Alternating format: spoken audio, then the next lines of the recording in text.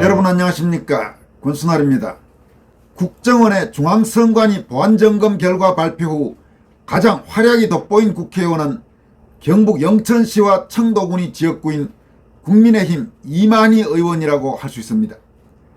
경북 영천 출신으로 1963년생인 이 의원은 대구고등학교를 졸업한 뒤 1982년 경찰대 2기로 입학해 청와대 치안비서관과 경북경찰청장, 경기경찰청장 등을 지낸 뒤 2016년과 2020년 고향에서 국회의원에 당선된 2선 국회의원입니다. 최근 서울 강서구청장 보궐선거 후 국민의힘 사무총장에 임명된 이만희 의원은 국민의힘 내에서 4.15 총선 선거 부정 의혹에 대한 문제 제기가 사실상 금기어가 됐던 상황에서도 그래도 나름대로 이 문제에 꾸준히 관심을 갖고 노력해온 몇 안 되는 국회의원 중 한 명입니다.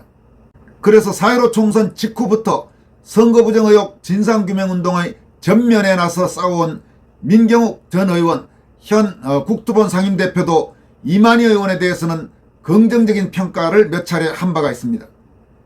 국회 행안위 국민의힘 간사인 이만희 의원은 지난 13일 행안위의 중앙선관위에 대한 국정감사에서 노태학 선관위원장 등 선관위 고위 간부들을 앞에 두고 그동안 선거 부정 의혹 진상규명운동을 벌여온 애국 시민들이 제기해온 주요 문제점들을 하나하나 지적하면서 선관위를 매섭게 질타해 눈길을 끌었습니다. 이 의원은 먼저 유권자 한 명이 사전투표를 하려면 5개의 기계, 전자장비를 거쳐야 한다. 반면 본투표는 기계장비를 하나도 거치지 않는다.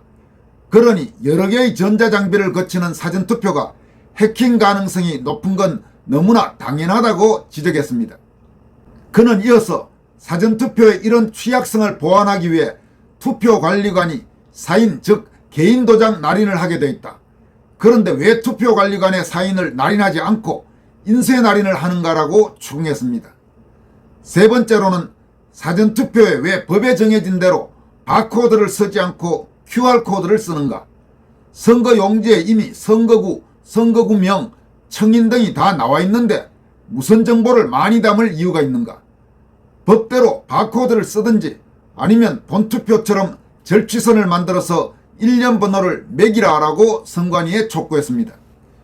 이만희 의원은 네 번째로 현행 한국의 개표 방식이 공개 수개표라고 한 선관위의 말은 거짓말이다라고 질타하면서 선관위의 개표 방식은 표를 갖다 쏟아 놓으면 일정 매수 단위로 정리해서 투표지 분류기에 집어넣을 뿐인데 이게 무슨 공개 수개표냐? 이건 기계식 전자식 방식이다 라고 추궁했습니다. 이어서 한국의 개표기와 선거장비가 수출된 나라들마다 엄청난 혼란과 국가적 위기를 불러왔다면서 콩고, 이라크, 카자흐스탄 등의 사례를 들었습니다. 그는 또 외부 해킹 가능성이 없다는 선관위 해명도 거짓말이다. 노트북에 연결된 간단한 프로그램 조작만으로도 표 바꿔치기, 규칙적인 표 혼입도 가능하다고 질타했습니다. 이 의원은 마지막으로 선관위에 내부 조력자가 결코 없다고 선관위는 주장하고 있는데 도대체 현재의 선관위 행태를 볼 때 국민들이 그걸 어떻게 믿을 수 있나라고 강도 높게 추궁했습니다. 이만희 의원의 이번 중앙선관위 국감 추궁에 대해 부방대 총괄대표인 황교안 전 국무총리는 이 의원의 이번 국감 발언은 참으로 용기 있는 발언이었다고 높이 평가했습니다. 황 대표는 그러면서 지금까지 터부시되던 부정선거 관련 이슈가 이제 국회에서도 활발하게 논의되기를 바란다면서 이만희 의원을 크게 응원하며 다른 의원들도 부정선거 이슈에 적극 나서야만 한다고 촉구했습니다. 황 대표는 그러면서 그래야만 내년 총선에서 표를 도둑질 당하지 않을 것이다 라고 경고했습니다. 또 국토본 상임대표인 민경욱 전 의원은 이만희 의원 같은 용기 있는 국회의원과 대조적으로 부정선거 진상규명운동을 방해하는 정치인들에 대해 경고의 메시지를 날렸습니다. 민경욱 전 의원은 우리에게 정치인을 떨어뜨릴 힘이 있다는 걸 모르는 정치인들이 있을 수 있다면서 부정선거 진상규명 노력을 방해하는 사람들 낙선운동을 벌이자고 촉구했습니다. 여러분, 그렇습니다. 실제로 내년 총선이 반년도 남지 않은 상황입니다만은 특히 국민의힘 의원들 중에서, 국민의힘 후보자들 중에서 4.15 총선 선거부정 의혹 진상규명운동을 조롱하거나 폄훼하거나 혹은 방해한 그 정치인들에 대해서는 우리 애국시민들이 똑똑히 기억해 두어야 합니다. 그리고 그런 사람들은 애당초 국민의힘 공천을 받을 수 없도록 해야 되겠지만, 만약 국민의힘이 애국시민들의 그 경고를 무시하고 4.15 총선 선거부정 의혹 진상규명운동에 돌을 던지고 조롱하고 비난해온 사람들을 공천한다면 단호하게 노라고 말할 수 있는 용기가 있어야 할 것입니다. 국민의힘이 그래도 국회의원이 돼야 되지 않느냐, 그런 생각을 이제 우리는 벗어 던질 필요가 있습니다.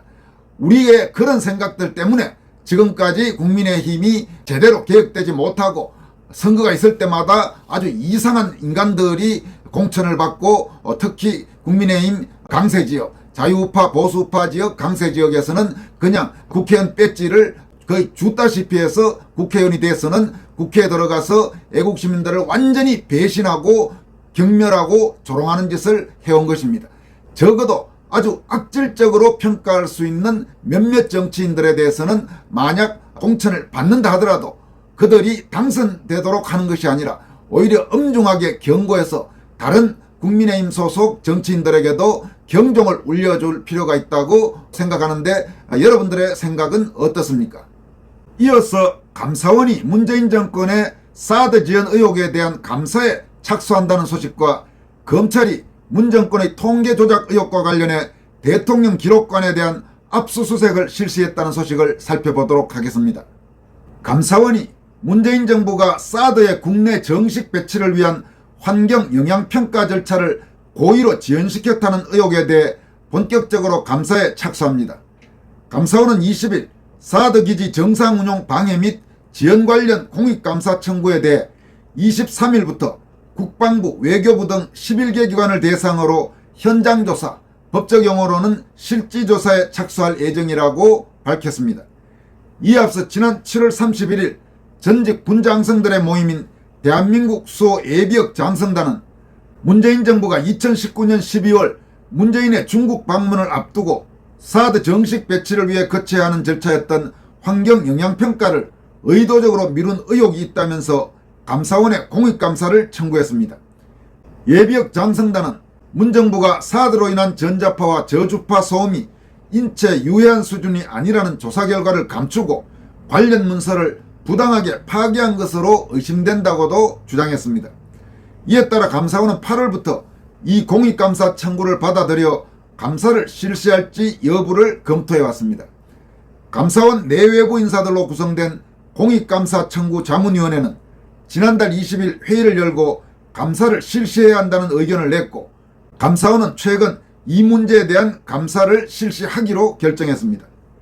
감사원은 다만 예비역 장성단이 제기한 의혹 가운데 문재인 정부가 2017년 10월 중국에 이른바 산불 1한을 약속했다는 의혹에 대해서는 감사를 실시하지 않기로 했다고 밝혔습니다. 여기서 산불은 사드 추가 배치를 하지 않고 미국의 미사일 방어 MD 체계에 참여하지 않으며 한미일 군사동맹을 하지 않는 것이고, 1한은 사드가 중국을 겨냥하지 않도록 사드 운용을 제한하는 내용입니다. 이에 대해 중국 정부는 문재인 정권이 산불 1한을 공식적으로 약속했다고 주장해왔고, 문 정권 인사들은 약속을 한 바 없다고 주장해왔습니다.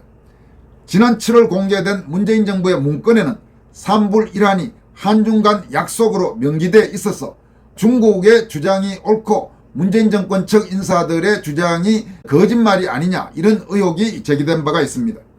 그러나 이 문제와 관련해 감사원은 산불 1한의 실체는 외교 협상 및 결과로서 정책 결정 사항 등에 해당해 감사를 실시하지 않기로 결정했다고 밝혔습니다.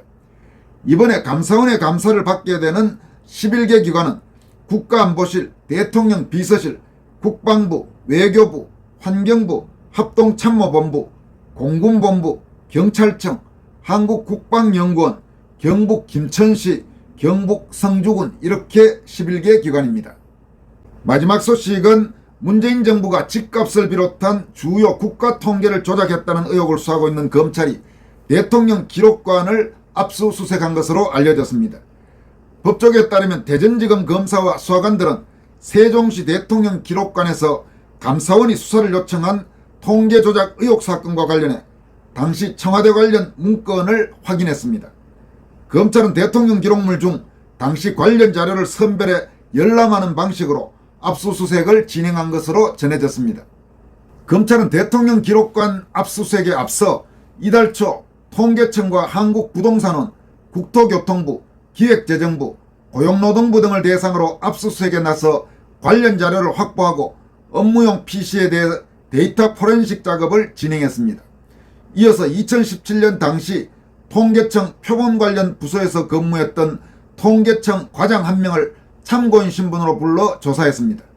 감사원은 문재인 정권 시절 청와대와 국토부가 2017년부터 2021년까지 최소 94차례 넘게 한국부동산원의 통계 작성에 부당한 영향력을 행사해서 통계 수치를 조작하게 한 것으로 보고 있습니다. 집값뿐만 아니라 소득, 고용 관련 통계에도 청와대가 당시 문정권에 유리한 쪽으로 왜곡 조작하기 위해 개입한 것으로 감사원은 보고 있습니다. 감사원이 수사 요청한 대상에는 문재인 정권의 정책실장 4명, 즉 장하성, 김수현, 김상조, 이호성이 모두 포함됐습니다. 또 홍장표 전 경제수석, 황덕순 전 일자리 수석, 김현미 전 국토교통부 장관, 강신욱 전 통계청장, 윤성원 전 국토부 1차관, 김학규, 손태락 전 한국부동산 원장도 수사 대상입니다. 여러분, 감사원이 감사에 착수하는 문재인 정권의 사드 지원 의혹 감사라든지 그리고 통계 조작 의혹과 관련돼 검찰이 대통령 기록관을 압수수색한 건, 이 두 가지 사안 모두 국가적으로 엄청난 사안입니다.